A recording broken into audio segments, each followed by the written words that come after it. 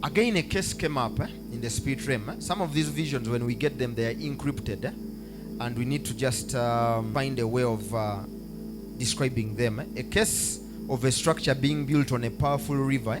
It was coming up like in the news. Then I could see electric current around this structure, but at the same time I was seeing like a sinkhole around it, and I was wondering, was this a dam? But it was of concern. It was happening around a major river.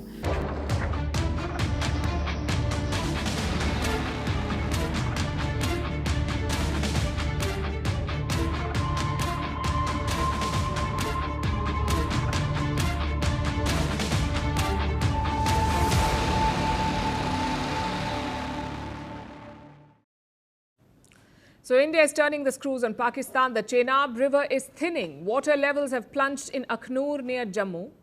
Gates at major dams have been closed. And the impact is clear. Parts of the Chenab River flowing towards Pakistan are drying up. And this drying up is not seasonal. It is strategic. India has halted the controlled release of water from its dams. It started with the Baglihar Dam on the Chenab River. The next is the Kishanganga Dam. It is built on a tributary of the Jhelum River. India could shut the gates of this dam too. Now, as you know, Chenab and Jhelum are rivers. They're both part of the Indus Treaty, a treaty that set the rules for water sharing between India and Pakistan, a treaty that India has suspended after the Pahalgam terror attack. And now the dams on these rivers are being leveraged. They give India control over the release of water, over when to release and how much to release.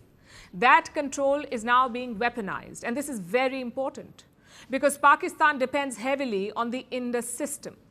75% of its renewable water comes from outside the country, and most of it comes from India. Cities like Karachi and Lahore, they depend on these waters. Pakistan's farmers need these waters. 90% of their crops are watered through these rivers. So the Indus River network is critical for Pakistan's survival. The water supply was protected by the Indus Treaty, but India has suspended the treaty. This is a treaty that withstood wars and tensions for more than 6 decades. It was brokered by the World Bank back in 1960. And that's not all. India is building on this strength. It has begun work to expand the reservoir capacity at key dams in Kashmir. But at the same time, I was seeing like a sinkhole around it. Remember, I released the message called the water spirits. Release of the water spirits, and I told you you'll hear a lot of things to do with water. There is going to be a lot of things to do with water. I said that 31st, and I'm saying it again. Water. I've been even prophesying it over the time because I have a son whose business is basically drilling boreholes and all of that.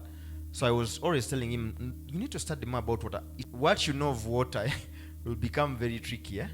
I've said this about food.